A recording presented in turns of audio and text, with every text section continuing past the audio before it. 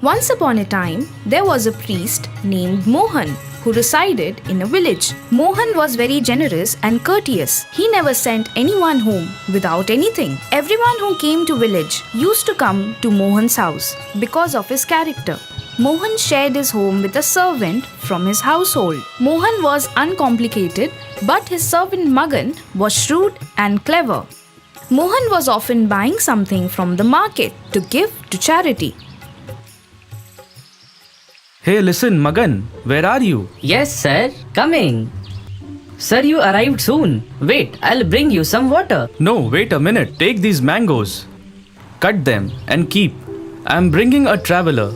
We'll feed him first and then we'll eat. Got it? Okay, sir. I'll cut and keep it.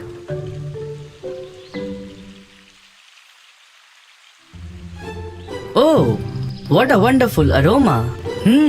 Let me taste a little. Oh, wow. This is so sweet. I will taste a little more. Magan slowly eats all of the mangoes. Then Mohan brings a saint to his home. Hey, Magan, hurry up. Get those mangoes. Oh my god. Now what will I answer to the owner? What happened, Magan? Why are you so tense? Sir, please come here for a minute. Sir, please have a seat. I'll come soon in few minutes. What to say, master? The knife has no sharp edge. Ha ha ha. Oh, that's it. What's there to be upset about? Give it to me and I'll sharpen it from the outside. Dear saint, you must run away from here. Our master is crazy. He calls all such saints and cuts off their hand. So you must run away right now. Huh? What? Hey saint, if you are thinking that it is a lie, then look outside. Sir is sharpening the knife. Please trust me. Hey, this man looks like a demon. I should run away from here. Oh my god. Seeing this, saint runs away from there.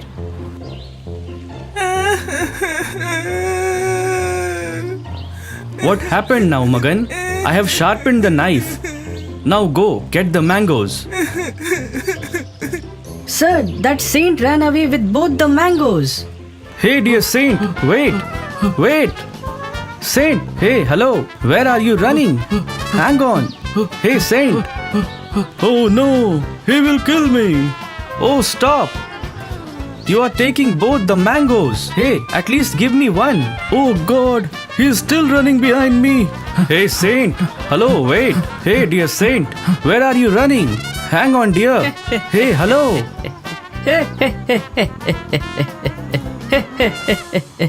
Kishan, the son of a merchant, lived in a city. Unfortunately, all his wealth was finished. So he thought of going to another country and doing business. He had a heavy and valuable weighing machine. Its weight was 20 kilos. He kept his scale as a mortgage with the lender and went to another country to do business. After roaming in many countries, he did business, and after earning a lot of money, he returned. One day he asked the merchant to give back his scales. The merchant took the path of dishonesty and he said, Brother, do you know your scales were eaten by rats? The merchant's son thought something in his mind and said to the lender, Sir, what can you do when the rats have eaten the scales? I am going to take bath in the river. It will be great blessing if you send your son with me to the river. The lender was afraid within himself that the merchant's son might not accuse him of the theft. He did not see things happening so easily, so he sent his son with him. After taking a bath, the merchant's son hid the boy in the cave. He closed the cave door with a rock and returned to the merchant alone. The lender asked, Where did you leave my son? While we were sitting on the bank of the river, a big hawk came and swooped in and took away your son. And that's what happened. You are a liar and cunning. How can an eagle carry such a big boy? You bring my son back, or else I'll complain to the king about you, and they will put you behind the bars. All right, let's go. Both reached the court to get justice. The lender accused Kishan of kidnapping his son. The judge heard both the sides. You must return the lender's son back. I was sitting on the bank of the river. when a big hog swung and flew away, grabbing the lender's boy in his claws. Where do I get him back? You are lying. How can a hawk take away such a big boy? I want to know the truth right now. If my iron scale, weighing 20 kilograms, can be digested by ordinary rats by eating it, then even a hawk can take away a lender's boy. Don't you think so? What is this all about, Mr. Lender? Ultimately, the lender himself spilled the beans in the court. The judge got the merchant's son, his scales, and the lender got his son back. The lender learned his lesson. Did you see that, friends? How Kishan got his scales back due to his presence of mind. So it is about the time when Swami Vivekanand returned to India after his famous Chicago conference speech. Now he was being discussed in every country of the world. Everyone started to recognize him. Swamiji came back to India and was traveling according to his nature. At that time, they were in Himalayas and its surrounding foothills. One day while roaming around, he came to the bank of a river. There he saw that there was a boat, but it had left the shore and sat there on the shore, waiting for the boat to return. A monk was passing by. When the monk saw Swamiji sitting alone there, he went up to Swamiji and he asked him, Why are you sitting here? I am here waiting for the boat. The monk asked him again. What is your name? I am Vivekanand. The monk made fun of Swamiji and he said, All right.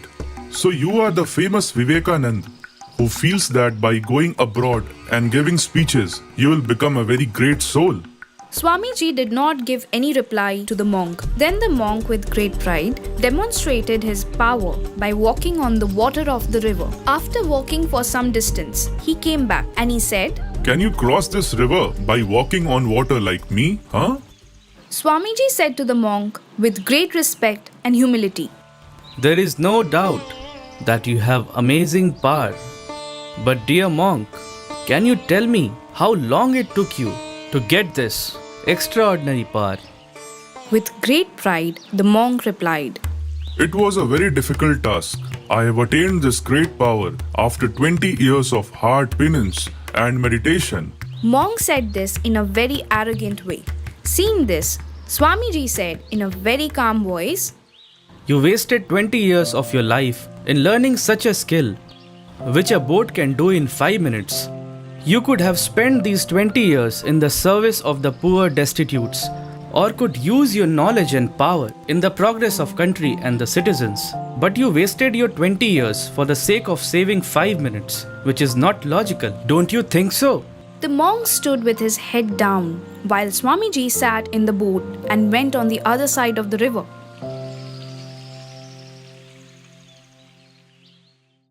It was the summer of mid-July, and owing to the high heat, everyone was suffering from water scarcity and high temperature, and all the difficulties arised due to scarcity of water. The life of animals and birds were also being affected alongside of the people. A crow was also exhausted due to lack of water.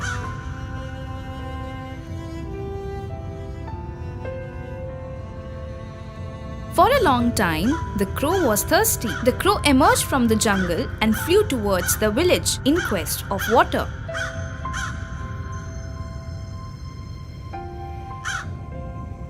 When the crow notices a pot outside a small house in the village, he stopped there.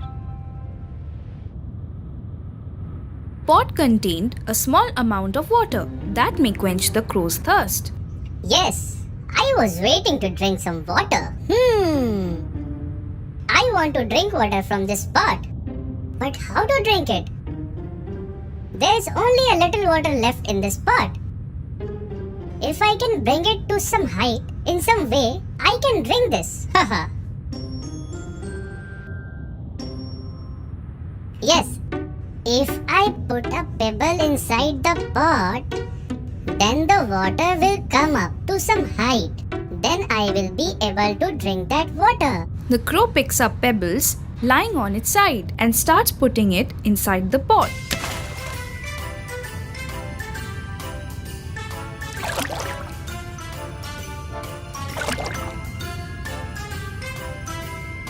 Slowly, the pot gets filled with the pebbles. The water comes to such a height that the crow can drink the water. Ha ha ha! Finally, my thirst is quenched. My hard work paid off. Ha ha!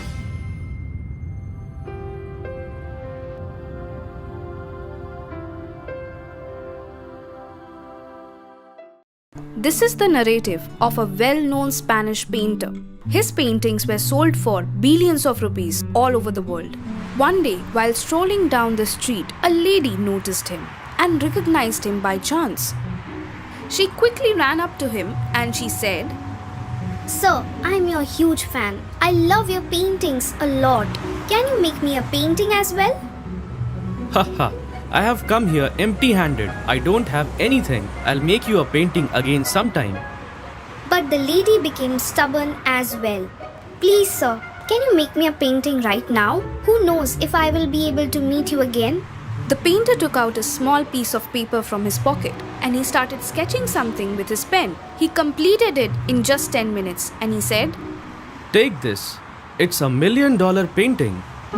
The woman found it very strange that the artist made a quick painting in just 10 minutes and is saying that it is $1 million. She took that painting and without saying anything, she came home. She thought that the artist was making a fool. She went to the market to find the exact price. She was surprised that the painting was really worth $1 million. She ran to the artist once again and said, Sir, you were absolutely right. This is $1 million painting. Haha, I have already told you about it. Sir, make me your student and teach me how to make such paintings. Just like you made $1 million painting in 10 minutes. If not in 10 minutes, then at least in 10 hours I'll be able to make a good painting. Train me like that. It took me 30 years to learn how to make these paintings, which I have completed in 10 minutes. I have dedicated 30 years of my life to learning. You too do the same. You will learn it. The woman was perplexed and she stared blankly at the artist. Ma'am, do you know, a teacher is paid for his 40 minutes of lecture, but behind that 40 minutes of lecture, his many years of hard work is hidden. So friends, we learn from this story to master any work, art or skill, we need to give our heart and soul, time and dedication to it. There was a lovely kingdom called Madhavgarh. Amartya Sen of Madhavgarh was a just, wise and bird-loving king. His kingdom was happy and content. The king had a very intelligent and witty parrot. That's why king was always pleased with him. One day, parrot pleaded the king. Sir, I'm missing my mom and dad. Can I go and see them? May I, sir, please? The king agrees to the request of the parrot and he said, Okay, you may now go. But after meeting your parents, return back in 5 days. Yes, thank you, king. Parrot met his parents and became quite happy.